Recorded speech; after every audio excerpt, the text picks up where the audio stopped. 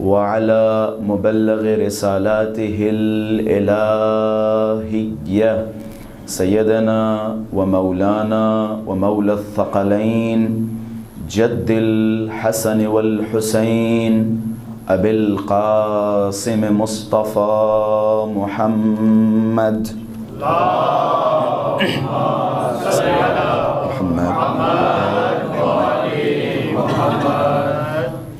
اللهم صل وسلم وزد وبارك على صاحب الدعوة النبوية والصولة الحيدرية والعصمة الفاطمية والحلم الحسنية والشجاعة الحسينية والعبادة السجادية والمآثر الباقرية والآثار الجعفرية والعلوم الكاظمية والحجج الرضوية والجود التقوية والنقابة النقوية والهيبة العسكرية والغيبة الإلهية الحجة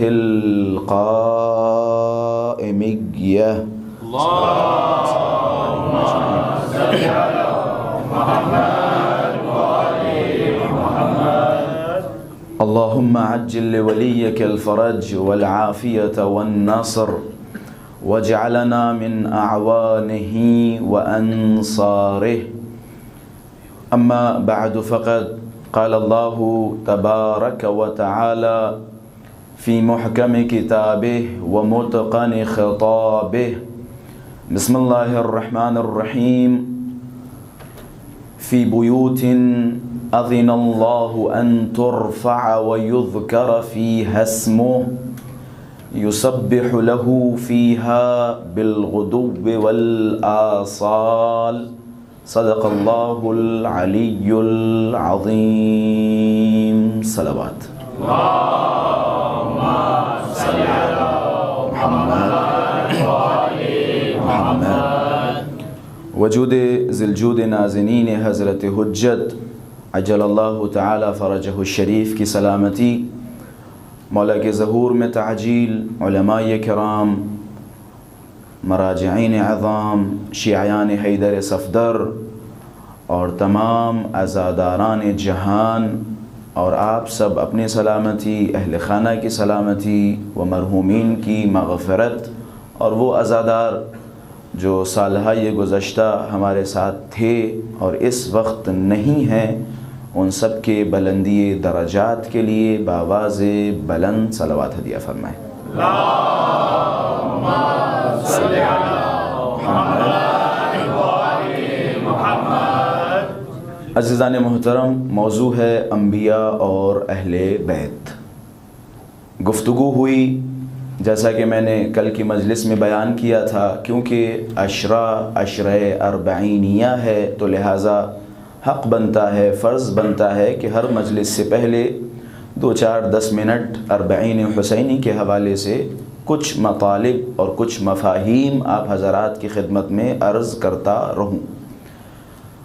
ما من نبی، کوئی بھی ایسا نبی نہیں ہے مگر یہ کہ وہ اللہ کی بارگاہ میں زیارت امام حسین کی اجازت مانگتا ہے.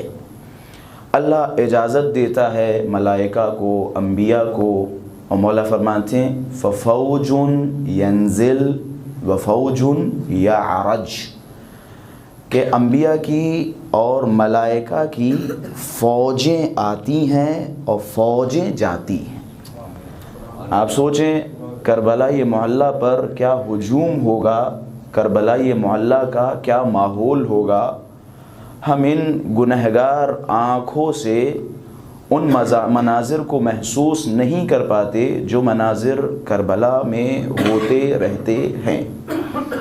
کچھ آداب زیارت امام حسین ہمیں سکھائے گئے اور بتائے گئے. ظاہر سی بات ہے، اللہ تبارک و تعالی قرآن مجید میں ارشاد فرماتا ہے لوگوں کی طرف خطاب کرتے ہوئے، لا تدخلوا بیوت النبی الا ان یؤذن لکم، نبی کے گھروں میں بغیر اجازت داخل نہ ہوا کرو.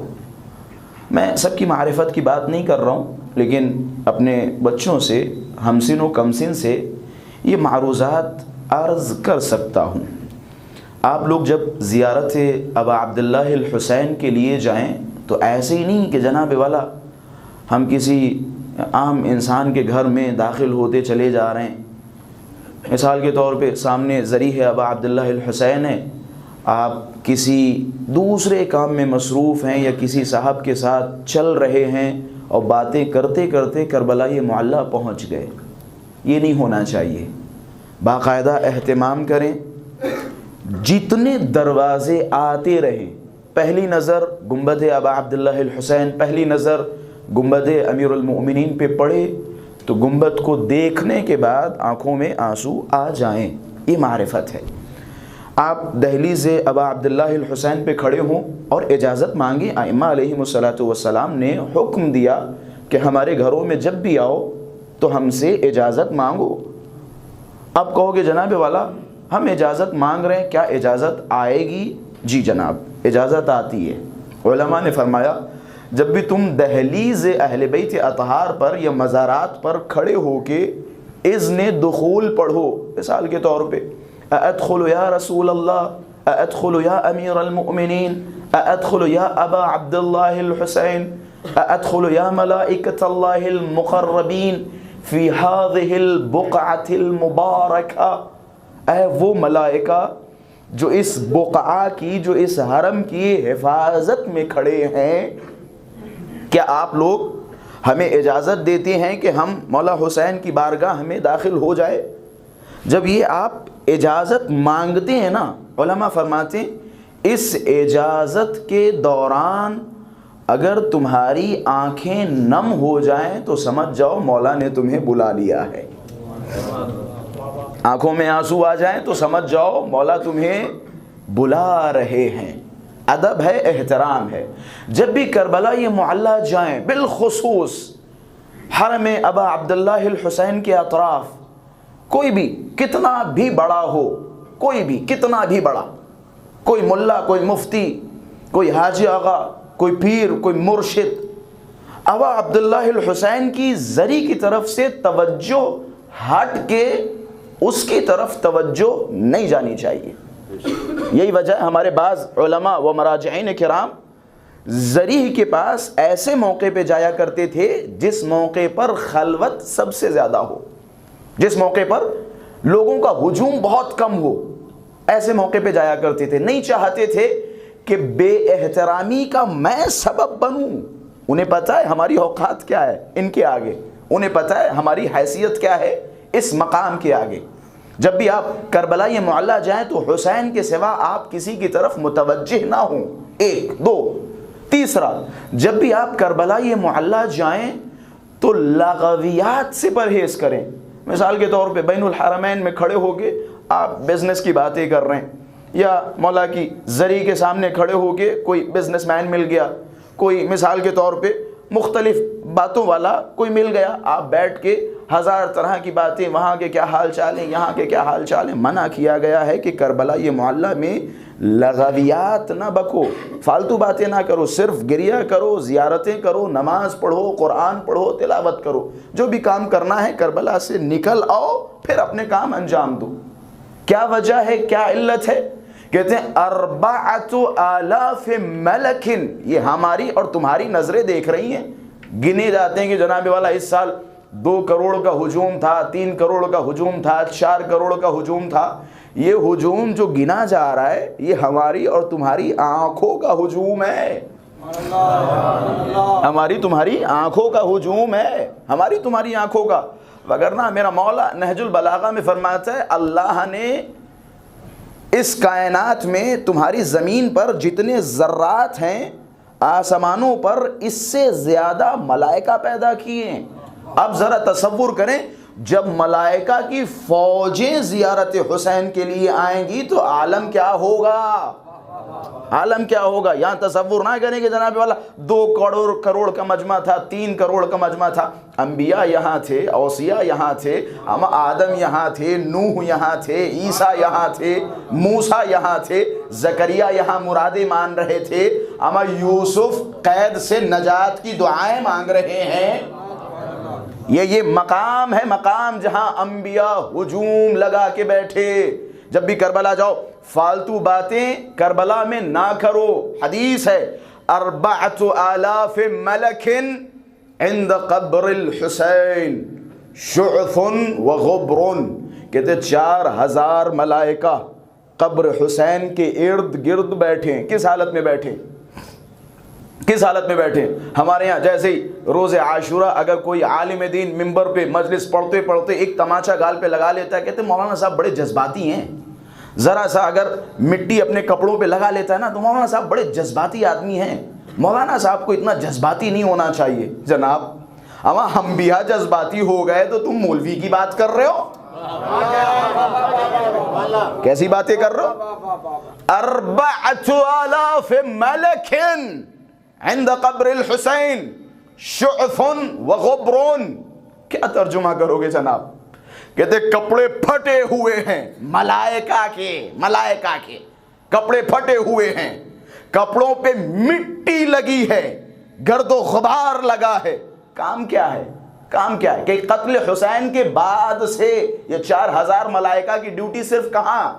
کربلا نہیں جناب والا، قبر حسین کے آس پاس 4,000 ملائکہ. ان کی حالت یہ ہے، کپڑے پھٹے ہوئے ہیں، کپڑوں پہ گرد و غبار ہے، مٹی لگی ہوئی ہے. کام کیا ہے؟ یبکون علی الحسین الی یوم القیامہ. قیامت تک بیٹھ کر زہرا کے لال پہ گریا کریں. قیامت تک بیٹھ کر زہرا کے لال پہ گریا کریں. یہ ملائکہ کا کام ہے جناب والا. گریا کرنا یا رونا اللہ کی طرف سے نعمت عظمی ہے جو بڑی آسانی سے ہم تک پہنچ گئی. نعمت عظمی ہے، نعمت عظمی ہے. میں نے ابھی جملہ کہا نا جناب والا، ذرا کوئی تیز تیز رونے لگے، چیخ چیخ کے رونے لگے، سینوں پہ ہاتھ مارنے لگے، گالوں پہ تماچے مارنے لگے، تو یہ جو ویل کلاس بعض آپ کو نظر آتے نا، بڑا اچھا کلاس مینٹین کرنے والے، ان کی نظریں چلی جاتی جناب والا فلاں صاحب بڑے جذباتی ہیں. جذباتی ہونا نہیں چاہیے. معذرت کے ساتھ اگر اس کو جذباتی پن کہا جاتا ہے تو تمہارا امام زمانہ کے بارے میں کیا خیال ہے؟ امام زمانہ کے بارے میں کیا خیال ہے؟ کیا خیال ہے؟ میرا مولا فرماتا ہے، مولا فرماتا ہے لَأَبْكِيَنَّ عَلَيْكَ بَدَلَ الدُّمُوعِ دَمًا. میں آپ کے اوپر آنسوؤں کے بدلے خون روتا ہوں، خون روتا ہوں. اندبن علیک الصباح ومساء. کہتے جناب والا بہت ہو گئیں عزاداریاں، جب دیکھو مجلسیں قائم کرتے چلے جا رہے. عزائے فاطمیہ کو اتنا طولانی کر دیا، 2 مہینہ 8 دن مجلسیں. قوم کے بچوں کا کیا ہوگا، ان کا فیوچر کیا ہوگا؟ جناب والا اگر تم امام کی پیروی کر رہے ہو تو ٹھیک ہے، اگر تم نے کسی اور کو اپنا امام بنا لیا ہے تو تمہارا معاملہ نہیں ہے. جاؤ اگر یہی تمہارے امام ہیں تو آئیے بسم اللہ امام کی پیروی کیجئے. میں آپ کے اوپر روز و شب گریا کرتا ہوں. جناب والا آئیے معرفت کے ایک سمندر کی طرف لے جانے کی کوشش کروں. دعائے ندبہ کس سے ہے؟ علامہ مجلسی رحمۃ اللہ علیہ نے دعائے ندبہ کو چھٹے امام کی طرف منسوب فرمایا. دعائے ندبہ میں بہت سارے ایسے جملات ہیں جو اس بات کی دلیل ہے کہ دعائے ندبہ خود امام زمانہ سے ہے. بہت سارے ایسے جملات ہیں. میرے پاس ایک پورا مقالہ لکھا ہوا ہے جو بندہ حقیر نے ایک زمانے میں لکھا تھا مدرسہ اہل البیت میں بعض اساتذہ کی مدد سے. دعائے ندبہ یا تو امام صادق سے ہے بنا بر روایت جو علامہ مجلسی صاحب نے نقل فرمائی، یا پھر وہ قرائن یا وہ دلائل جو خود دعائے ندبہ میں موجود ہیں کہ جن سے یہ معلوم ہوتا ہے کہ دعائے ندبہ خود امام زمانہ کی تعلیم کردہ دعا ہے. ٹھیک ہے جناب. اس دعا میں ایک جملہ ہے، خاص توجہات کا طالب ہوں.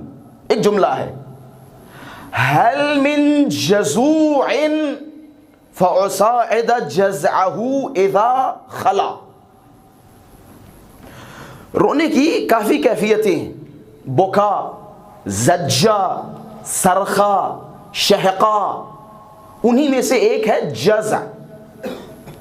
حالانکہ شقہ یا شہقہ اس سے بھی بلند و بالا ہے جو جناب زہرا فرماتی ہیں امام حسین پر، وہ ایک الگ موضوع ہے. دعائے ندبہ کا جملہ کیا ہے؟ اگر مان لیا جائے کہ دعائے ندبہ امام زمانہ سے ہے، کیا جملہ ہے؟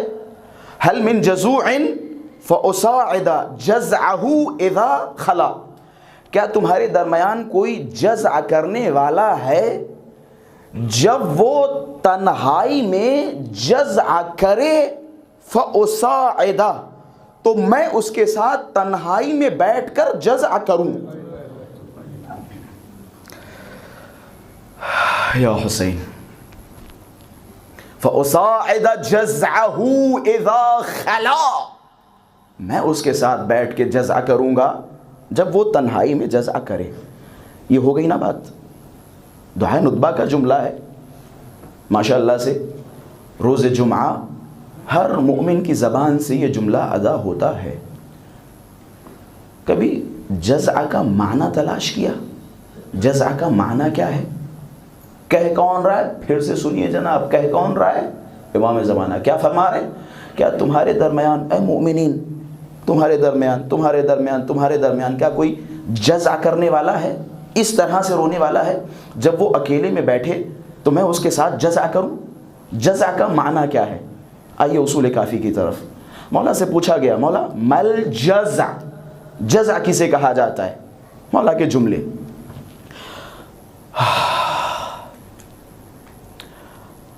اشد الجزع الصراخ بالویل والعویل. جزع کی پہلی قسم صرخہ کرنا، چلانا، چیخنا. آپ نے دیکھا ہے جب کسی ماں کا جوان بیٹا مر جاتا ہے تو ماں کیسے گریہ کرتی ہے؟ ہائے میرا جوان بچھڑ گیا. سینہ کوٹتی ہے، چلاتی ہے، صرخہ کرتی ہے، چیختی ہے، چلاتی ہے، گلا پڑ جاتا ہے چیختے چیختے. وہ جملے یاد رکھیے گا امام زمانہ کیا فرما رہے ہیں، پھر جزع سمجھ میں آئے گی. اشد الجزع الصراخ بالویل والعویل ولطم الوجہ والصدر. چیخ چیخ اور چلا چلا کے رونا، روتے روتے اپنے گالوں پر اور اپنے سینوں پر تماچے مارنا. یہاں تک برداشت کر لیا شدہ صاحب، کیسے بیان کروں؟ چیخ چیخ کے رونا، روتے روتے گالوں پہ تماچے اور سینوں پہ تماچے مارنا. یہ تو آپ نے رویا اس طرح سے، روتے رہتے ماشاءاللہ سے ہمارے مومنین مصائب میں اپنے گالوں پہ تماچے لگاتے، سینوں پہ تماچے لگاتے. لیکن یہ جو تیسرا جزع کا معنی بیان کیا میری سمجھ سے باہر ہے. وَجَزُّ الشَّعْرِ عَنِ النَّوَاصِي، روتے روتے اپنے بالوں کو اکھاڑ لینا جزع کہا جاتا ہے. اب مجھے نہیں پتا امام زمانہ کس طرح سے روتے ہیں. میں نے جزع کا معنی بیان کیا جو معنی دعائے ندبہ میں استفادہ ہوا. کیا تمہارے درمیان یہ جزع کا معنی واضح ہوا نا؟ اصول کافی میں چھٹے امام یہ جزع کا معنی بیان فرما رہے ہیں. اب دعائے ندبہ کا امام زمانہ کا جملہ، کیا تمہارے درمیان کوئی جزع کرنے والا ہے؟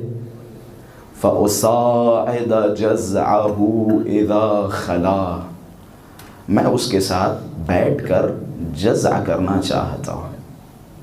یہ مقام ہے گریے کا، ایک مفصل موضوع ہے. میں انشاءاللہ کوشش کروں گا ہر دن ایک دو نکات آپ حضرات کی خدمت میں بیان کروں. یہ اہمیت ہے گریے کی ابا عبداللہ الحسین کی، آغا وحید خراسانی حفظہ اللہ کا مشہور و معروف جملہ کہ یا کیا تم نے لگا رکھا ہے کہ جناب والا عزاداریوں میں افراط و تفریط بہت ہو رہی ہے، عزاداریوں کو بہت زیادہ کیا جا رہا ہے، یا عزاداری میں زیادتیاں بہت زیادہ ہو رہی ہیں. وحید خراسانی صاحب کا کیا جملہ کہ عزاداری، یہ جو بعض افراد کہتے ہیں اس موضوع پر آغا وحید خراسانی کا بہترین جملہ کہ اصلاً عزاداریوں میں افراط ہے ہی نہیں، جو کچھ ہے یہ تفریط ہے، جو کچھ ہے یہ کم ہے، جو کچھ ہے کم ہے. کیا کر سکتے ہو؟ کس طرح سے امام حسین کو پرسا دے سکتے ہو؟ روتے روتے اگر کوئی مر جائے نا، روتے روتے مر جائے نا، پھر بھی ہم یہ نہیں کہہ سکتے ہیں کہ اس نے حق گریہ ادا کر دیا. ہم نہیں کہہ سکتے. جس ظلم و تشدد کے ساتھ امام حسین کو مارا گیا، جس ظلم و تشدد کے ساتھ امام حسین کو شہید کیا گیا۔ خلاصہ انبیاء صفوں میں کھڑے ہیں زیارت ابا عبداللہ الحسین کے لیے، انبیاء صفوں میں کھڑے، ملائکہ صفوں میں کھڑے۔ ایک صلوات پڑھیں محمد و آل محمد کی ذات پر۔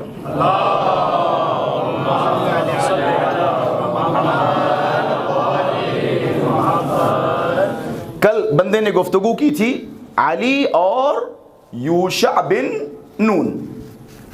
رسول گرامی نے آخری لمحات کیا فرمایا؟ وہ جو کل کی مجلس میں اس موضوع تک نہیں آ پائے تھے ان کے لیے 2-4 منٹ جلدی سے بیان کر دوں۔ رسول گرامی نے اپنے آخری لمحات حضرت امیر علیہ السلام کی طرف اشارہ کرتے ہوئے فرمایا ان علی منی بمنزلت یوشع من موسیٰ۔ مشہور و معروف حدیث کیا سنتے رہتے؟ انت منی بمنزلت ہارون من موسیٰ الا انہ لا نبی بعدی۔ آپ میرے نزدیک وہی نسبت رکھتے ہیں جو ہارون کو موسیٰ سے تھی، مگر یہ کہ ہارون کے بعد نبی تھا، موسیٰ کے بعد نبی تھا، لیکن میرے بعد نبوت کا سلسلہ نہیں ہے۔ اسی طرح رسول گرامی نے آخری لمحات میں کیا فرمایا؟ علی ابن ابی طالب کی میرے نزدیک وہی نسبت ہے جو یوشع کو موسیٰ سے تھی۔ جناب یوشع اور جناب امیر المؤمنین علیہ السلام میں بہت ساری چیزیں ملتی جلتی ہیں کہ جس کی وجہ سے رسول گرامی نے یہ فرمایا۔ پہلی صفت جو رسول گرامی جو امیر المؤمنین سے ملتی ہے وہ یہ کہ جس طرح سے یوشع بن نون کی ولادت موسیٰ سے 30 سال بعد ہوئی، اسی طرح امیر المؤمنین کی ولادت رسول گرامی کے بعد 30 سال کے بعد ہوئی۔ ایک دوسری بات یہ کہ جس طرح سے جناب یوشع بن نون کی ولایت کا اعلان یا وصایت کا اعلان 18 ذی الحجہ کو ہوا، اسی طرح جناب حضرت امیر کی ولایت کا اعلان من کنت مولاہ فہذا علی مولا کے ذریعے 18 ذی الحجہ کو ہوا۔ یہ 2 صفات۔ تیسرا، جس طرح سے حضرت یوشع بن نون کو اعلان ولایت کے بعد منصب نہیں ملا، اسی طرح امیر المؤمنین کو بھی منصب سے دور رکھا گیا۔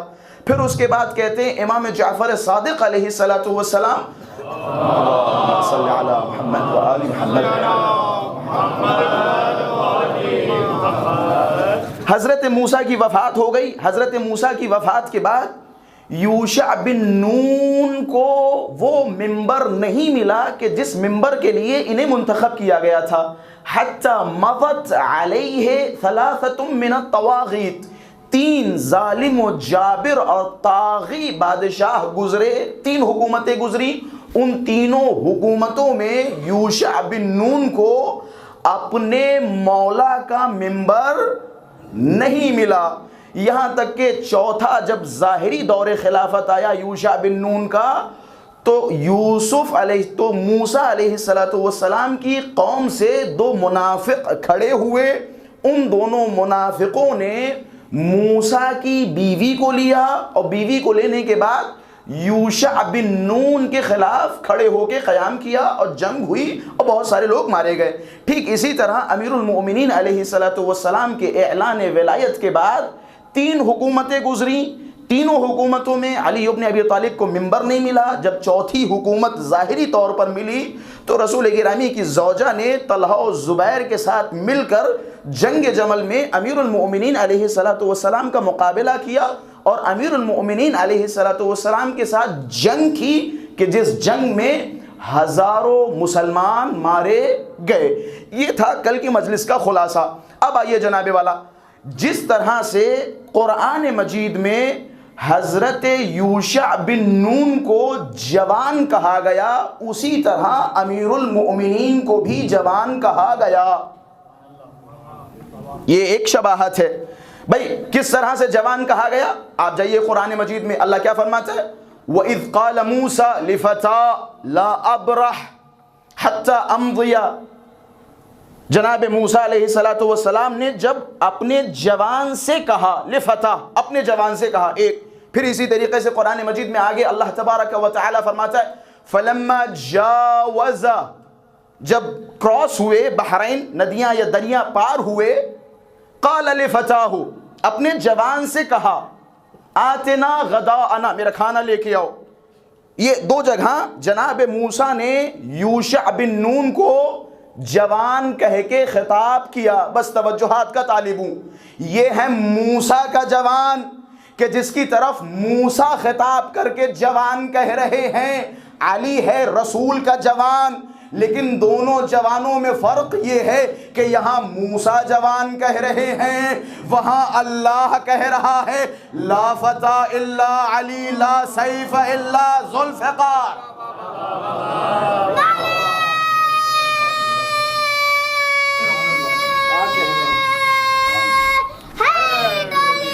یا علی یا علی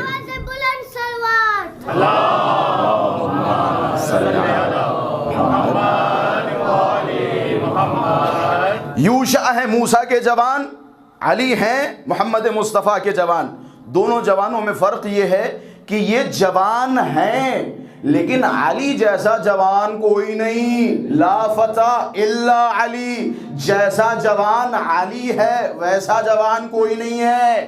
یہ ایک فرق ہے، یہ جوان ہیں لیکن جیسے یہ جوان ہیں ویسا جوان کوئی نہیں ہے کہ جس کی جوانی کا اعلان اللہ کرے، اس کی جوانی کی عظمت کیا ہوگی، اس کی جوانی کی ویلیو کیا ہوگی، اس کی جوانی کا مرتبہ کیا ہوگا۔ یوشع اگر جوان ہے تو یہ بھی جوان ہے۔ اچھا جناب والا، یہ صرف جوان نہیں ہے، میں توجہات کا طالب، یوشع اور علی میں فرق بیان ہو رہا ہے نا، یہ بھی جوان ہے یہ بھی جوان ہے، لیکن فرق کیا ہے؟ وہ جوان ہیں کہ جن کی جوانی کی گواہی موسیٰ دے رہے ہیں، یہ جوان وہ جوان ہیں کہ جن کی جوانی کی گواہی اللہ دے رہا ہے۔ یہ ہو گیا ایک فرق۔ دوسرا فرق، یہ جوان ہے فقط جوان ہیں، لیکن علی ایسا جوان ہے کہ جس کے 2 بچے جنت میں جوانوں کے سردار ہیں۔ یہ وہ جوان ہے، ان الحسن والحسین سید شباب اہل الجنہ۔ اچھا جناب، یہ کس کی فضیلت ہے؟ حسن و حسین کی فضیلت ہے۔ کس کی فضیلت ہے؟ جنت کے جوانوں کا سردار ہونا کہنے لگے جناب بہت بڑی فضیلت ہے۔ ہمارے بھائی ٹی وی چینلز پہ بیٹھتے ہیں، وہ کہتے ہیں یہ جنت کے جوانوں کے سردار ہیں، اور جھوم جھوم کے کہتے ہیں، ہم کہتے ہیں اس میں کون سی فضیلت ہے؟ میں قربان جاؤں، اس میں کون سی فضیلت ہے؟ بھائی یہ میرے الفاظ نہیں ہیں، روایات سنا رہا ہوں۔ کہتے جب اللہ تبارک و تعالی اہل بہشت کو بہشت میں ڈال دے گا نا، جنت میں ڈال دے گا نا، تو جنت کہے گی اے میرے پروردگارا، ان لوگوں سے وعدہ کیا تھا جنت کا، دے دی جنت، مجھ سے بھی تو کوئی وعدہ کیا گیا تھا، بھائی ان کا وعدہ پورا کر دیا، مجھ سے بھی تو ایک وعدہ تھا۔ خدا کہے گا جنت سے تیرا کیا وعدہ تھا؟ اے میرے پروردگارا، الیس قد قلت، کیا تو نے نہیں کہا تھا کہ میں تیری جنت کو 2 رکنوں سے مزین کر دوں گا؟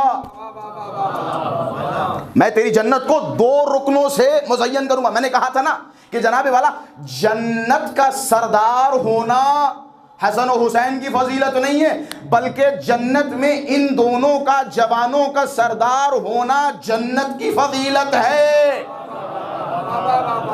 الیس قد وعدتنی ان، یہی تو تیری زینت ہے، یہی تو تیری زینت ہے۔ اچھا پھر وہی جملہ آ گیا، بھائی مقابلہ ہر جگہ کرنے کی کوشش ہوئی، کوئی ایسا مقام دکھائیں جہاں مقابلہ نہ کیا گیا ہو۔ یہ دیکھیں ستم ہے آل محمد پہ، ستم ہے۔ دیکھیں کتنے خبیث اور کتنے اہل ستم تھے۔ ایک تو ہمارے یہاں یہ پریشانی کہ جناب والا قلم دشمنوں کے ہاتھ میں تھا۔ آپ جائیے مامون کی ہسٹری اٹھائیے، مامون کی ہسٹری اٹھائیے، یہ میں تاریخ کا ایک بہترین پہلو آپ حضرات کی خدمت میں عرض کر رہا ہوں۔ مامون کی تاریخ اٹھائیے، ہارون کی تاریخ اٹھائیے، شادی کے قصات لکھے جا رہے ہیں، بتایا جا رہا ہے کہ جناب والا 350 اونٹ تھے، 680 نوی دونوں گھوڑے تھے، اور اتنی تلواریں تھیں، اور اتنی لڑکیاں تھیں ناچنے والی، اور اتنی گانے والی تھیں، اور اتنے ناچنے والے تھے، اور اتنے ڈرامے کرنے والے تھے۔ مطلب گھوڑے کی ٹاپیں کیسی تھی نا، وہ بھی ماشاءاللہ سے ہمارے منصف مورخین نے لکھ دیا، بڑے منصف تھے یہ، گھوڑے کی ٹاپوں کو لکھ دیا جناب والا۔ گھوڑے کے گلے میں کیا کیا اور کیسے کیسے ہار پڑے تھے نا، وہ بھی انہیں نظر آ گئے، وہ بھی انہیں نظر آ گئے۔ میں کہوں گا اے اندھے مورخین، تمہیں مامون و ہارون کے گھوڑوں کی ٹاپیں تو نظر آ گئیں، لیکن کربلا کی 72 قربانیاں نظر نہیں آئیں۔ آپ دیکھیں میں نے یہ جملہ کیوں کہا؟ جملہ اس لیے کہا کیونکہ آپ آل محمد کے بچوں کی پوری تاریخ اٹھا کے دیکھیے، آپ کو کیا نظر آئے گا۔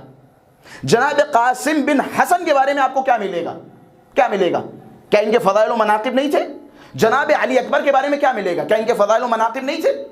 وہ کیا جملہ خوبصورت کسی شاعر کا شعر، جہاں میں کام سیاست کا کر گئی تاریخ، جدھر تھی دولت دنیا ادھر گئی تاریخ، جدھر، اور یہ ہر دور کا مسئلہ ہے، صرف اس زمانے کا مسئلہ نہیں ہے۔ میں اکثر ہمارے بزرگ خطبہ یہ جملے کہتے رہتے ممبروں سے کہ جناب والا چشمہ وہ لگاؤ جو آل محمد نے دیا، دوسرے چشموں سے جب آپ یہ تمام چیزیں دیکھیں گے، یہ رنگینیاں دیکھیں گے، یہ مارکیٹنگ دیکھیں گے نا، تو بہتے چلے جائیں گے۔ مارکیٹنگ دیکھیں گے نا، یہ مارکیٹنگ ہے جناب والا۔ ایک چہرے کو مثال کے طور پہ صبح اٹھو تو وہ چہرہ سامنے، شام ہو چہرہ سامنے، دوپہر ہو چہرہ سامنے، سو دو چہرہ سامنے، یہ مارکیٹنگ کا ایک طریقہ ہے۔ اتنا تمہارے سامنے دکھاتے رہو دکھاتے رہو دکھاتے رہو دکھاتے رہو کہ جناب والا تمہاری نظروں میں مقدس بت کی طرح بنا دیا، اب آئیے پوجا کیجئے۔ تو یہ آل محمد نے ہمیں سکھایا، آل محمد نے ہمیں سکھایا جناب والا۔ آپ ماشاءاللہ سے کوئی جاہل قوم نہیں ہے جس کا امام ممبروں سے بیٹھ کے سلونی سلونی قبل ان تفقدونی کے دعوے کرے، جس کا امام دعوے کرے وہ قوم کبھی جاہل نہیں ہو سکتی، جاہل نہیں ہو سکتی۔ یہ ہمارا امتیاز ہے، ہمارا فخر ہے۔ آل محمد نے ہمیں شعور دیا ہے، آل محمد نے ہمیں چشمہ دیا، آل محمد نے ہم سے کہا کہ جناب والا اہل تحقیق بنو، اہل تحقیق بنو، اہل تحقیق بنو گے نا تو جناب والا کوئی فلاں و فلاں و فلاں و فلاں اور ہم جیسا کوئی گمراہ آپ کو گمراہ نہیں کر سکتا۔ یہ کب ہوگا؟ جب آپ خود اہل تحقیق ہوں گے، اہل جستجو ہوں گے۔ ہمارے والد صاحب بچپن میں ایک مثال دیا کرتے تھے، دیکھتے ہیں بچے کہاں تک سمجھیں گے۔ اندھ بھکتی کی مثال ہے، اندھ بھکتی اور انسان، دیکھیں یہ بھی نا برین واش، یہ ایک طرح کا پروسیس ہوتا ہے، کسی کے ساتھ 4 سال، کسی کے ساتھ 5 سال، کسی کے ساتھ 8 سال، کسی کے ساتھ 10 سال اور کسی کے ساتھ 15 سال۔ یہ پورا پروسیس ہوتا ہے کہ کس طرح سے انسان کا برین واش کیا جائے۔ اچھا جناب، والد صاحب نے بڑی خوبصورت مثال دی۔ جس دن آپ نے تصور کر لیا نا کہ جناب والا ہماری عقل اب تحقیق کے دائرے میں جا نہیں پائے گی، ہم تحقیق کر نہیں پائیں گے، وہ کیوں؟ اس کی وجہ ہے ایک ہاتھی کا بچہ 6 مہینے کا، اس کے پیر میں کتے والی زنجیر باندھ دیجئے۔ کتے والی زنجیر کتنی مضبوط ہوتی ہے، کتنی مضبوط ہوتی؟ آپ بھی اگر چاہیں تو ممکن ہے بعض لوگ توڑ دیں اسے، کمزور ہوتی۔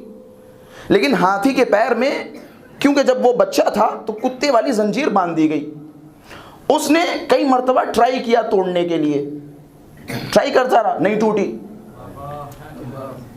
جب نہیں ٹوٹی نا تو اس بیچارے ہاتھی نے یہ سمجھ لیا کہ اب یہ زنجیر مجھ سے نہیں ٹوٹ پائے گی۔ سمجھدار تشریف فرمائے، اب یہ زنجیر مجھ سے ٹوٹ نہیں پائے گی۔ ابھی ٹرائی کر رہا ہے، توڑنے کی کوشش کر رہا ہے، لیکن ٹوٹی نہیں زنجیر۔ اس کی ذہنیت اور اس کا مائنڈ اس اسٹیج پہ جا کے پہنچ چکا ہے کہ جناب والا کوشش کیے فائدہ نہیں ہے۔ اب یہ بڑا ہو گیا، اتنا بڑا ہو گیا اور اتنا طاقتور ہو گیا کہ یہ 2-4 ٹرینیں کھینچ سکتا ہے، انجن کھینچ سکتا ہے، لیکن کبھی وہ اسے کھینچنے کی کوشش نہیں کرے گا کیونکہ اس کا ذہن ایک جگہ پر محدود ہو چکا ہے، ایک جگہ پہ محدود ہو چکا ہے۔ تو اس طرح سے اس مینٹالٹی کو اپنے اندر پیدا نہ کریں۔ یہ جو بعض افراد آپ کے سامنے آتے ہیں نا، کہتے ہیں تم سے نہیں ہو پائے گا، تم تحقیق نہیں کر پاؤ گے، تم حدیثیں نہیں پڑھ پاؤ گے، تم قرآن نہیں پڑھ پاؤ گے، تم نہیں سمجھ پاؤ گے۔ تم کوئی فرشتے ہو؟ تم کوئی فرشتے ہو کہ تمہیں اللہ میاں نے تمہیں خاک شفا کا پتلا بنا کے بھیجا ہے جو تم سے سب کچھ ہو رہا ہے، تم سب کچھ سمجھ رہے ہو، یہ بچہ کیوں نہیں سمجھ سکتا ہے؟ اہل بیت اطہار نے فرمایا उकल्लिमु अन्नास, उमिरना अन उकल्लिम अन्नास बिक़द्रि उक़ूलिहिम, हमें हुक्म ये दिया गया है कि हम इनकी अक्लों के मुताबिक गुफ्तगू करें ताकि तुम तक हमारी बात पहुंचे। अहले बैत ने फरिश्तों को नहीं समझाया जनाबे वाला, अहले बैत ने हमारे और तुम्हारे लिए कलाम किया। वो अलग बात है कि उस कलाम की भी संगीनी है, बुजुर्गी है, लेकिन ये जो आपसे कहा जाता है ना जनाबे वाला आप किताबों से दूर हो जाए, किताबों से दूर होने वाला शिया आखिरुज़ ज़मान में अपना ईमान बचा नहीं पाएगा। लिखिए, लिख लीजिए, मेरे जुमले नहीं है, खतीबाना अंदाज के भी ये जुमले नहीं है, मौला की फरमाइशात है कि तुम में से जो भी बिलखुसूस जवान अहले तहकीक नहीं होगा वो अपना ईमान बचा नहीं पाएगा। आप तहकीक कीजिए, जुस्तजू कीजिए, जुस्तजू करेंगे, तहकीक करेंगे तो खुद एक नतीजे पे पहुंचेंगे। ये नहीं कि जनाब वाला खान साहब बड़े अच्छे लगते हैं, आदमी तो बढ़िया है, अरबी बड़ी अच्छी बोलता है, हदीसें भी बड़ी याद कर रखी हैं। अब जो साहब ने कह दिया, साहब की बातें हम पर हुज्जत हैं, साहब के लिए सलाम, साहब जो कह रहे हैं साहब की सारी बातें सही हैं। ये मेंटालिटी उलमा की नहीं होती है, बाशऊर लोगों की नहीं होती है, ये मेंटालिटी जाहिलों की होती है। 14 मासूमीन के सिवा किसी के लिए ये मेंटालिटी नहीं बनाई जा सकती। मौला ने फरमाया मन दखल फी हाज़ा दीन बिर्रजाल अखरजहु अर्रजाल कमा दखलूहु फी, जो भी इस दीन में लोगों के ज़रिए दाखिल होगा, लोग ये उसका कान पकड़ के पतली गली से निकाल देंगे जिस तरह से दीन में लेके आएंगे। भाई हमारी बातें सुन के आए थे ना दिन में, ठीक है, हमारी बातें सुन के आप दीन से भी निकल जाओ। लेकिन लेकिन लेकिन वमन दखल फी हाज़ा दीन बिल किताब व सुन्नह ज़ालतिल जिबाल क़ब्ल अन यज़ूल, लेकिन जो भी इस दीन में किताब खुदा और सुन्नत मुहम्मदी की रोशनी में आएगा, पहाड़ अपनी जगह से हिल जाएगा लेकिन इसका ईमान अपनी जगह से हिलेगा नहीं, ईमान नहीं हिलेगा, ईमान नहीं हिलेगा। खुलासा बात कहाँ से थी? अल कलाम यजुर्रुल कलाम, कलाम ही कलाम को खींचता रहता है, एक बात से दूसरी बात निकलती रहती है। खुलासा ये मत सोचिएगा कि जनाब वाला मौजू पे तैयारी नहीं है तो इधर उधर की बातें हो जाती, नहीं जनाब, ये खिताबत का एक अंदाज होता है, जब इंसान एक बात की तरफ जाता है और दूसरी बात निकल जाती तो सोचता है कि बात बड़ी अच्छी है, चलो इसे मुकम्मल करते चलें। तो बात बड़ी अच्छी थी तो मैंने सोचा चलो इसे मुकम्मल करते चलें। खुलासा आले मोहम्मद की हर फजीलत के मुकाबले में इन्होंने कोशिश की कुछ न कुछ ऐड कर दिया जाए। मिसाल के तौर पे यही हदीस है जो मैंने बयान की। रसूल गिरामी ने क्या खूबसूरत अल्फाज में फरमाया, या अली अंत मिन्नी बिमंजिलति हारून मिन मूसा इल्ला अन्नहु ला नबिय्य बअदी, कितनी खूबसूरत हदीस है। इन्ना अलिय्यम मिन्नी बिमंजिलति यूशअ मिन मूसा इल्ला अन्नहु ला नबिय्य बअदी, क्या प्यारी हदीस है। हम कुछ तो शर्म कर लेते, कुछ तो हया कर लेते, हम कहीं तो छोड़ देते। अजब नहीं, हल्की हल्की आवाज़ें नमूदार होना शुरू हो गई, अगर रसूल के बाद कोई नबी होता तो फला होते। भाई कुछ तो छोड़ो।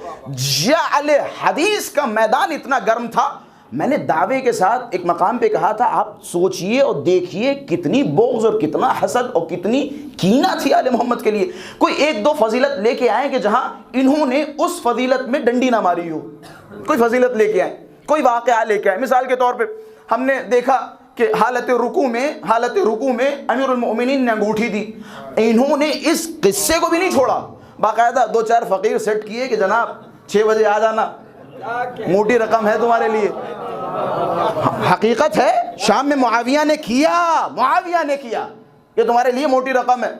बाकायदा एहतमाम हुआ, एहतमाम होने के बाद एक फ़कीर आया, पेड खतीब आया, पेड फ़कीर आया, जो ऑलरेडी पेड था वही मांगने आया।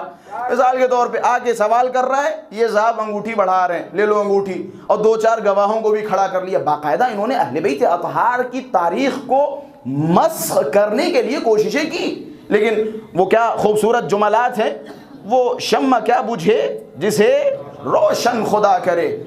ये अल्लाह तबारक व तआला का इरादा है कि तुम जाओ, जो कुछ जाल करना हो करो। लेकिन बात आ गई तो अर्ज करता चलूं, जो कुछ जाल करना हो करो, लेकिन फिर भी कुछ ऐसी चीजें होंगी कि जिनमें तुम डंडी मार नहीं पाओगे।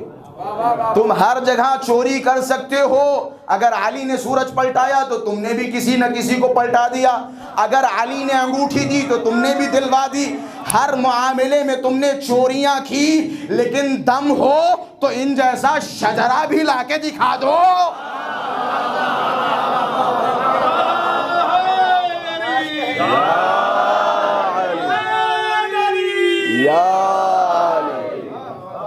بھائی جب اتنا ہی کاپی پیسٹ کرنا ہے, اتنا ہی کاپی کرنا ہے تو ٹھیک ہے بھائی, اب ایک شجرہ بھی بنا لو اور بنانے کی کوشش کی. لیکن جتنے زیادہ بناتے تھے اتنے ہی زیادہ پھنستے جاتے تھے. اما کل تک تو تمہارے شجرے میں فلاں تھے, یہ فلاں کہاں سے آ گئے؟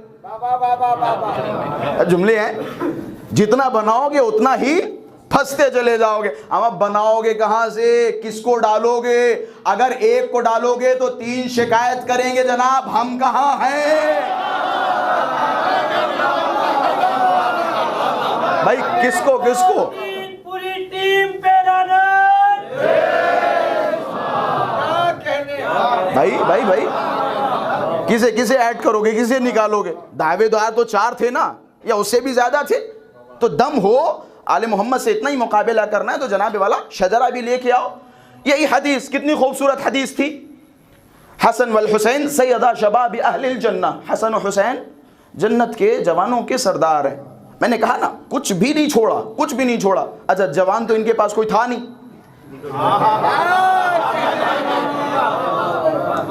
اگر جوان کوئی ہوتا, بھائی کسی کی عمر 70 تھی, کسی کی عمر 75 تھی, کوئی 60 سال کا تھا, بھائی ہم تو بار بار یہی کہہ رہے ہیں نا, جوان تو کوئی تھا نہیں.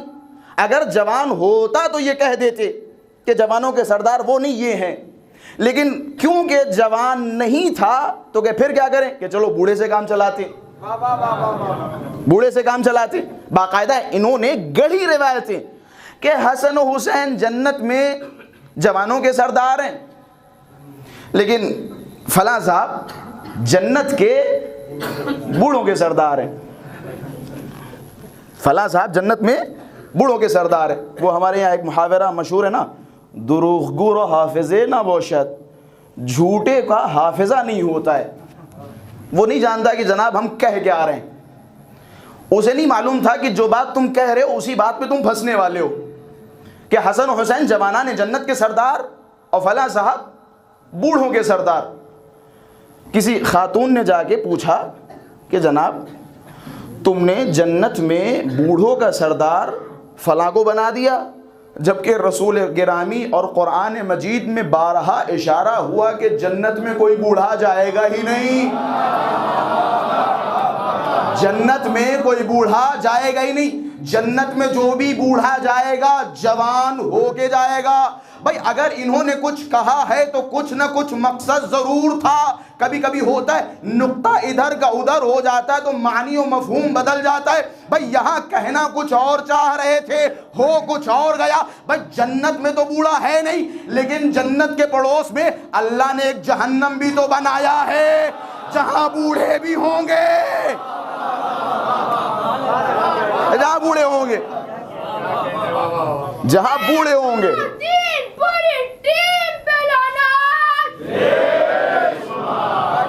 خلاصہ کوئی ایسا نہیں مطلب ملتا ہے کہ جہاں فضیلت پر اپنی طرف سے کوئی نہ کوئی فضائل ایڈ نہ کیے گئے ہوں.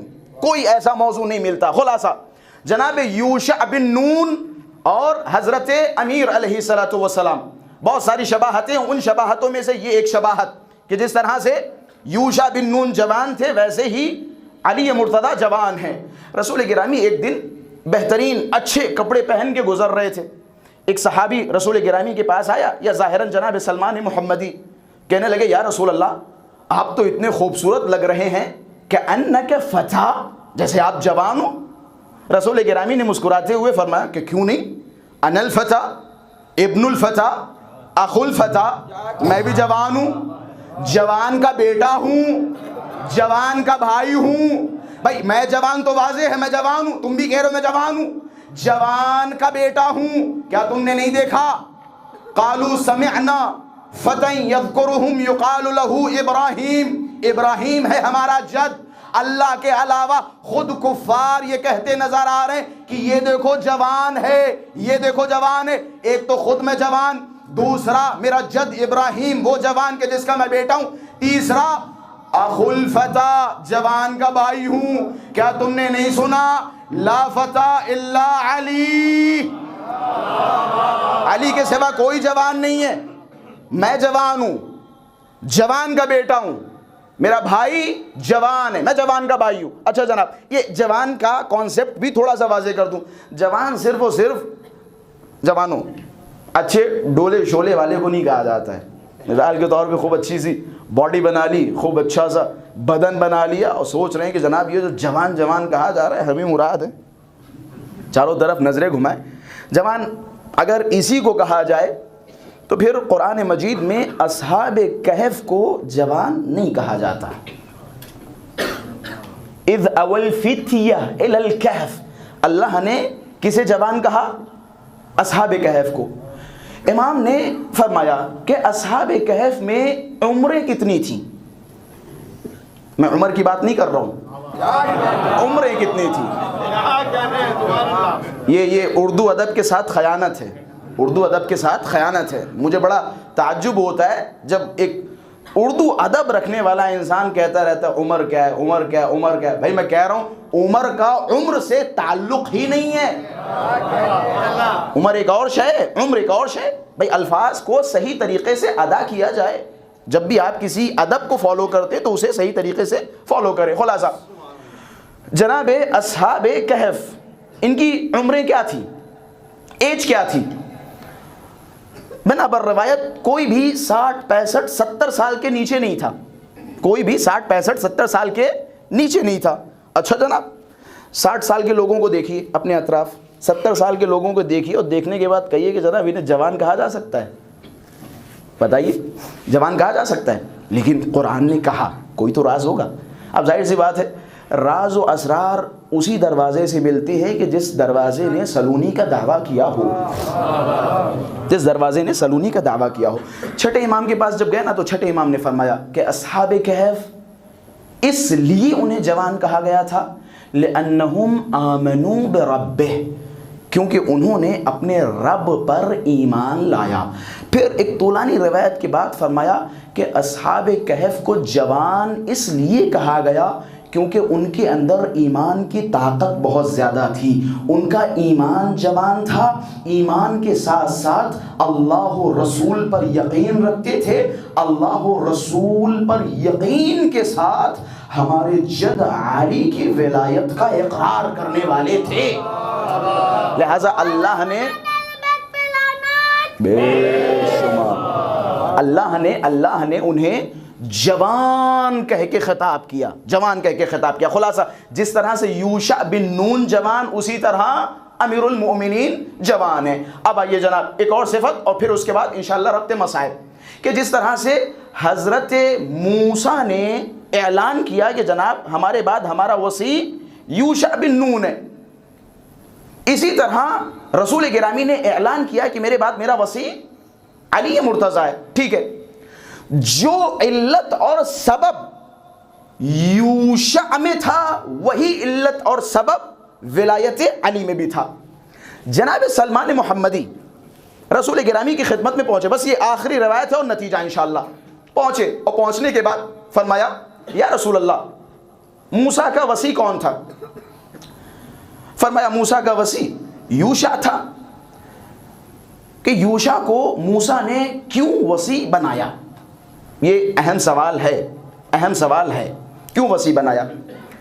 رسول گرامی نے فرمایا کہ موسیٰ نے یوشع کو اس لیے وصی بنایا کیونکہ امت موسیٰ میں یوشع سے افضل کوئی تھا ہی نہیں. فضائل سننے والے لوگ ہیں. یوشع کو اس لیے بنایا کیونکہ امت موسیٰ میں یوشع سے افضل کوئی نہیں تھا، یوشع سے زیادہ پڑھا لکھا کوئی نہیں تھا. تقریباً 10 سے 12 روایتیں میں ابھی مجلس سے پہلے دیکھ رہا تھا الگ الگ الفاظ کے ساتھ. کہیں یہ تھا کہ سب سے افضل تھے اس لیے بنایا، سب سے زیادہ پڑھے لکھے تھے اس لیے بنایا، سب سے زیادہ قابل تھے اس لیے بنایا، سب سے زیادہ اعلم تھے اس لیے بنایا، سب سے بہترین قضاوتیں کرتے تھے اس لیے بنایا کہ جتنی صفات اور جتنی علتیں یوشع کے نسب ولایت میں تھیں وہ ساری کی ساری صفات علی مرتضیٰ میں پائی جاتی تھیں، لہٰذا ہم نے علی مرتضیٰ کو اپنے بعد وصی بنایا۔ اب آئیے جناب بس آخری نتائج کی طرف۔ اس سے یہ ثابت ہوا کہ جناب صرف یوشع کو ایسے ہی وصی نہیں بنا دیا گیا، ایسے ہی وصی نہیں بنا دیا، کیونکہ مثال کے طور پہ موسیٰ کا ساتھ دیتے تھے، موسیٰ کے ساتھ رہتے تھے، جناب موسیٰ نے کہا ٹھیک ہے تم ہمارے اپنے بندے ہو، اچھے آدمی ہو، ٹھیک ہے ہمیں سپورٹ کرتے ہو، ہماری ہر جگہ مدد کرتے ہو، چلو ہم تمہیں اپنا وصی بنائے دیتے ہیں۔ یہ دنیاوی باتیں جناب، یہ دنیاوی باتیں ہیں۔ ہم کرسی پہ بیٹھے ہیں، ہمارا بیٹا گھبراؤ نہیں، ہم نے بنا لیا ہے، ہم جم چکے ہیں اور ہمارا مثال کے طور پہ کرسی اچھی ہے، ٹھیک ہے، سلامت ہے، تم ٹینشن نہ لو، ہمارے مرنے کے بعد کرسی تمہاری۔ یہ دنیاوی کرسیاں جناب والا، وہ الہی نظام ہے، الہی منصب ہے۔ تھوڑی دیر توجہات رکھیے پھر انشاءاللہ ربط مصائب، وہ الہی نظام ہے۔ الہی نظام میں اہل ہونا ضروری ہوتا ہے، الہی نظام میں اہل ہونا ضروری ہوتا ہے۔ موسیٰ کا وصی یوشع، اگر اہلیت ہے تو موسیٰ کا وصی، رسول گرامی کا وصی علی مرتضیٰ، ظاہر سی بات ہے اہل تھے، سارے معیار ان میں پائے جاتے تھے، لہٰذا رسول گرامی نے انہیں اپنا وصی بنایا۔ اب میں امت مصطفی سے، امت محمدی سے سوال کروں گا، ہم نے تو بتا دیا یا علی، ہم نے تو بتا دیا کہ علی کو ہم نے پہلا خلیفہ کیوں مانا، اب تم بھی بتا دو جناب، کوئی تو معیار ہوگا، کوئی تو معیار ہوگا۔ بھائی ہم نے تو کوئی معیار دیکھا نہیں، ہاں ایک خط ضرور پڑھا ہے جب کسی نے پوچھا کہ بیٹا تجھے خلیفہ کیسے بنا دیا گیا، کہ مدینے میں سب سے بڑے ہم ہی تھے۔ اگر یہی معیار ہے، یہی معیار ہے تو ابا حضور عرض کرنے لگے اگر یہی معیار ہے تو خلیفہ مجھے ہونا چاہیے، میں تیرا بھی باپ ہوں، میں تیرا بھی باپ ہوں۔ خلاصہ معیار کیا تھا، کس معیار پہ تم نے کسی کو علی پہ مقدم کر دیا؟ آئیے جناب، پورے قرآن میں اللہ تبارک و تعالیٰ نے 4 معیار بیان کیے ہیں فضیلت کے، پورے قرآن میں 4 معیار۔ پہلا علم، دوسرا ایمان، تیسرا تقوی، چوتھا جہاد۔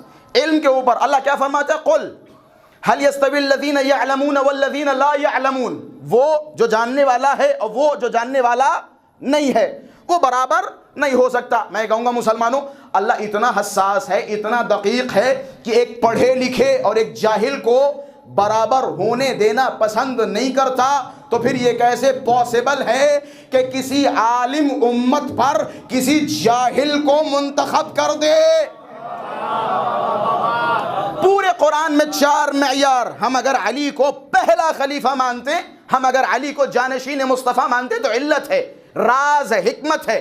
قرآن کے 4 معیار، پہلا علم، دوسرا ہے ایمان، افمن کان مؤمنا کمن کان فاسقا لا یستوون، تو مومن ہے اور جو فاسق ہے وہ برابر، ساتھ دیں، مومن و فاسق برابر نہیں ہو سکتا۔ یہ دوسرا معیار۔ اب آئیے تیسرا معیار، فضیلت کے معیار گنوا رہا ہوں۔ تیسرا معیار اللہ کیا فرماتا ہے؟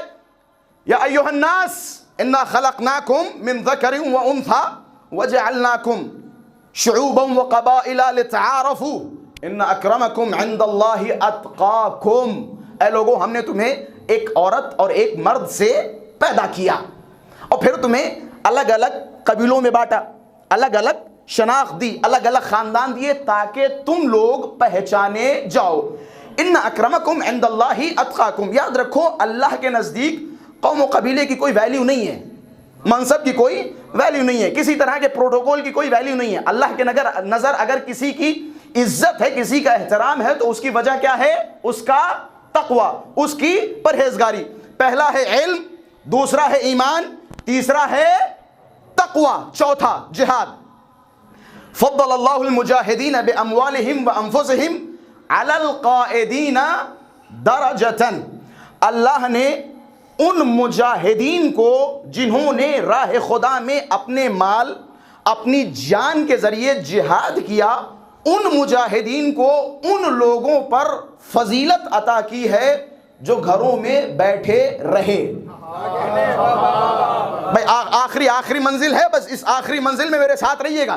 پورے قرآن میں فضیلت کے چار معیار، علم، ایمان، تقوی، جہاد۔ اب میں آپ سے پوچھوں گا جناب والا، اگر ان چاروں فضیلتوں میں سے ایک فضیلت کسی میں پائی جانے لگے نا تو وہ جشن کرواتا پھرے گا۔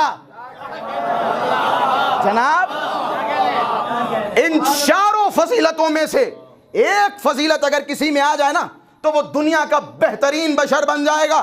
اب ذرا تصور کرو، کسی میں ایک آ جائے تو وہ پھولے نہ سمائے، اب اگر کسی میں چاروں پائی جاتی ہوں، کسی میں چاروں پائی جاتی ہوں، کہنے لگے صاحب وہ کیسے؟ میں نے کہا غور نہیں کیا، اللہ پہلا معیار بتا رہا ہے علم۔ عجب نہیں، میرا نبی کہتا نظر آتا ہے انا مدینۃ العلم وعلی بابھا، میں شہر علم، علی اس کا دروازہ۔ دوسری فضیلت ہے تقوی۔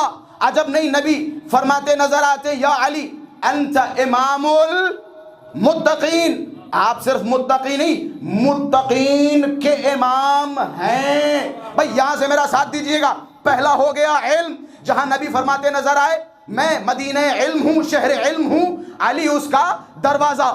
دوسرا معیار تھا تقوی، تقوی کے بارے میں کیا فرماتے ہیں؟ انت امام المتقین۔ تیسرا معیار ہے ایمان۔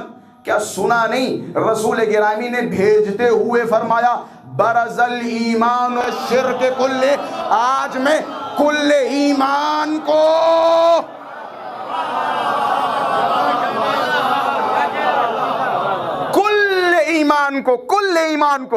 کل شرک کے مقابلے میں بھیج رہا ہوں۔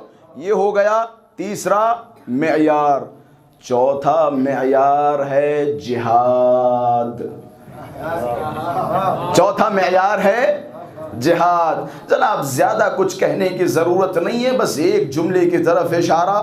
39 دن ہو گئے، جسے جانا تھا گیا، واپس آنا تھا آ گیا، بلکہ اب جسے بھیجنا تھا بھیج چکا۔ یاد رکھو کل میں علم اسے دوں گا جو مرد ہوگا، کرار ہوگا، کسی فرار کی اولاد نہ ہوگا۔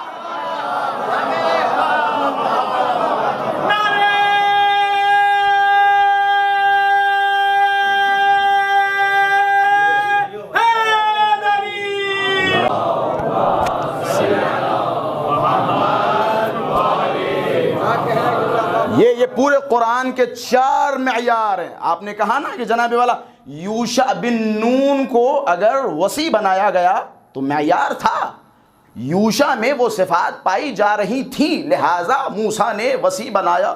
اسی طرح علی میں وہ تمام کی تمام صفات بطور اتم پائی جاتی تھیں، لہٰذا اللہ نے رسول گرامی کے ذریعے علی کو اپنا وصی بنایا۔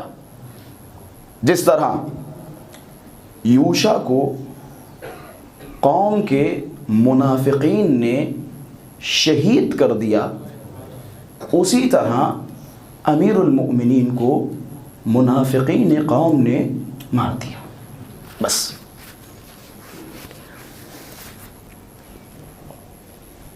شروع نجف اشرف پہنچا، امیر المؤمنین کے حرم میں چھوٹا سا زیارت نامہ جیسے ہم پڑھتے رہتے، زیارت کا ایک جملہ ہے، سلام ہو اول مظلوم پر۔ میں نے کہا یہ اول مظلوم سے مراد کیا ہے؟ اولیت سے مراد کیا ہے؟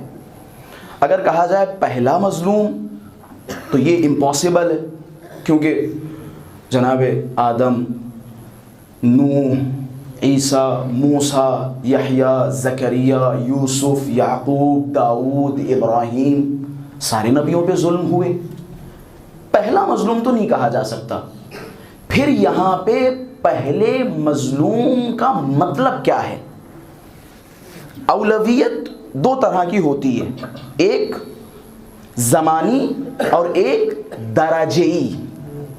ایک ٹائم کے حساب سے اولویت، مثال کے طور پہ اس عزا خانے میں پہلے فلاں صاحب آئے، یہ اولویت ہے زمانی. ایک ہے حجم اور درجے کے حساب سے. مثال کے طور پہ 10 بچوں میں ایگزام ہوا، ان 10 بچوں میں سب سے زیادہ جس کے نمبر آئے اسے کہا جاتا ہے کہ یہ بچہ پہلا آیا. یا علی، اس زیارت کے اس جملے میں غور کرنے کے بعد یہ نتیجہ نکلا کہ یہاں اولویت زمانی نہیں، بلکہ یہاں جو ہم کہتے ہیں کہ آپ سب سے پہلے مظلوم ہیں، تو اس کا مطلب یہ ہے کہ جتنا ظلم آپ پہ ڈھایا گیا اتنا ظلم کسی پہ بھی ڈھایا گیا. یہی وجہ ہے نا، رسول گرامی نے فرمایا جہاں تک ہو سکے علی کے فضائل و مناقب بیان کرو، جہاں تک ہو سکے، کیونکہ سب سے زیادہ ظلم و ستم اسی مولا پہ ڈھائے گئے. ظلم صرف مار دینے کو نہیں کہا جاتا ہے، مار دینے کو صرف ظلم نہیں کہا جاتا ہے. جو انسان کے اوپر مینٹلی پریشر آتا ہے وہ بڑا سخت ہوتا ہے. نہ جانے امیر المؤمنین نے 25 سال کس حال میں گزارے ہوں گے. اگر مولا اپنا حال اپنی زبان سے بیان نہ کرتے نا تو ہمیں معلوم نہ ہوتا. مولا نے عجب نہیں فرمایا خطبہ شقشقیہ کے جملات میں، صبرت وفی العین قضا وفی الحلق شجا. اے میرے شیعو، تم نہیں جانتے میں نے کس طرح سے صبر کیا. میں نے اس طرح سے صبر کیا کہ جیسے میری آنکھ میں کانٹا ہو، میری حلق میں ہڈی پھنسی ہو. میں ہاتھوں کو جوڑوں گا، اے مولا اتنا صبر آپ نے کیا کہ نہیں، ابھی میرا صبر تمام نہیں ہوتا. اور ان آنکھوں نے زہرا کو مار کھاتے دیکھا، ان آنکھوں نے دیکھا. بس میں 1 منٹ کے مصائب زحمت تمام. ان آنکھوں نے دیکھا، ان آنکھوں نے دیکھا کس طرح سے زہرا کو مارا گیا. ان آنکھوں نے دیکھا کس طرح سے زہرا کو پریشان کیا گیا. روایتوں میں ملتا ہے امیر المؤمنین جب گھر پہ آیا کرتے تھے، جب گھر سے جایا کرتے تھے نا، تو زہرا بہت ساری چیزیں علی ابن ابی طالب سے چھپایا کرتی تھی. ایسا نہ ہو کہ علی کو معلوم ہو جائے، علی پریشان ہو جائے، علی بے چین ہو جائے. روایتوں کے جملے ہیں کہ جب جناب زہرا کے پہلو پر تیر دروازہ گرا تھا نا، میں بڑی آہستہ سے مصائب کے 2-3 جملے عرض کروں گا.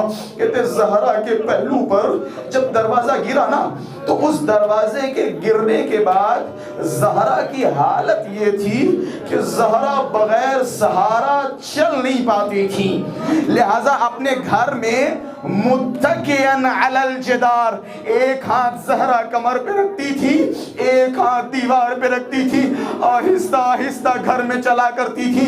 لیکن جیسے ہی دق الباب ہوتا تھا نا، معلوم ہوتا تھا نا کہ علی گھر میں آ رہے ہیں، روایت کے جملے ہیں زہرا ایک جگہ بیٹھ جاتی تھی، چادر اوڑھ لیتی تھی تاکہ علی کو زہرا کا شکستہ پہلو نظر نہ آئے، علی کو نظر نہ آئے. یہی وجہ، بس آخری جملہ، یہی وجہ ہے جب امیر المؤمنین نے زہرا کو غسل دیا نا، اچانک ایک آہ بلند کی، فضہ دوڑتی ہوئی آئی. اے میرے مولا کیا ہو گیا؟ کہ اے فضہ، زہرا کی پسلیاں ٹوٹی ہیں. ارے زہرا نے بتایا نہیں، میں ہاتھوں کو جوڑوں گا. اے میرے مولا ایک چیز اور ہے جو زہرا نے نہیں بتائی. ارے جب سند لے کے واپس آئی، لئی آگے بڑھا، ہاتھ اٹھایا، دختر رسول، واہ رسول اللہ، واہ حسینہ.